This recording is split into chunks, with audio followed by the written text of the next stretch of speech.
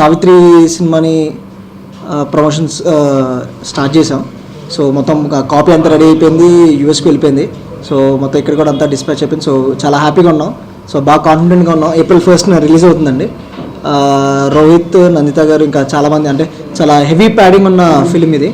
So చాలా బాగా వచ్చింది. అంటే మేము ఎక్స్పెక్ట్ చేసిన దానికన్నా చాలా చాలా బాగా వచ్చింది.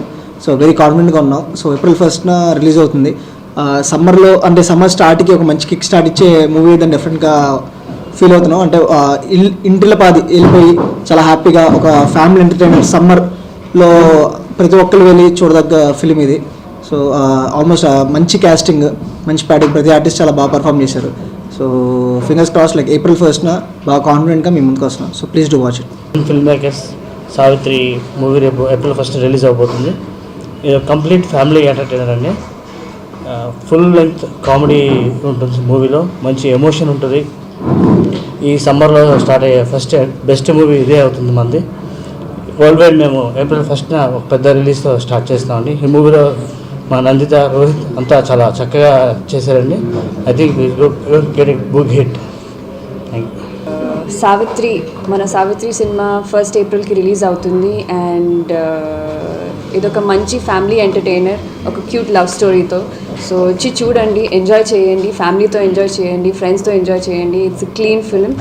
And I hope me Rohit and the whole cost of Savitri, మా డైరెక్టర్, మా ప్రొడ్యూసర్ మిమ్మల్ని ఎంటర్టైన్ చేయబోతున్నాం. So do catch Savitri. Savitri ఈ టైటిల్ ఎంత పవర్ఫుల్లో మనందరికీ తెలుసు. సో టైటిల్ తగ్గట్టుగా ఈ సినిమాలో సావిత్రి క్యారెక్టరైజేషన్ అలా ఉంటుంది. సావిత్రి చుట్టూ తిరిగే అన్ని క్యారెక్టర్స్ కూడా కథకి సంబంధించి, సావిత్రికి సంబంధించి ఉంటాయి. సో ఆ పేరుకు తగ్గట్టుగా ఈ సినిమా మంచి ఫ్యామిలీ ఎంటర్టైనరు, అలాగని కామెడీ ఉంటుంది, యాక్షన్ ఉంది, మంచి సెంటిమెంట్ ఉంది, అండ్ ఎమోషన్ ఉంది. సో ఈ క్యారెక్టర్లో సావిత్రి క్యారెక్టర్ చాలా key character and most powerful character. So ఈ క్యారెక్టర్ని కూడా నందిత చాలా బాగా చేసింది. సో తద్వారా ఉన్న నందితతో లింక్ అయ్యే ఆల్ క్యారెక్టర్స్ కూడా ఈ కథలో చాలా బాగా పర్ఫార్మెన్స్ చేయడం స్కోప్ని క్యారెక్టర్స్ ఇచ్చాడు Pawan. So Pawan from the beginning చెప్పినప్పటి నుంచి తీసే సన్నివేశాలు ప్రతి ఒక్కటి కూడా తను ఏం చెప్పాడో అదే స్క్రీన్ మీద పెట్టాడు.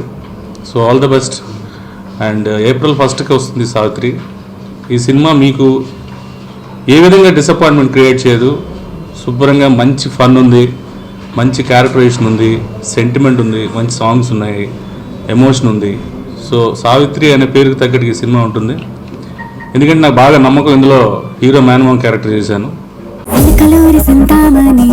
పేరంటే తెలియనోళ్ళు లేరే జాని, వయసు లెక్క సీక్రెట్ గాని నన్నడగ మాక అంటాంది జారేవుని.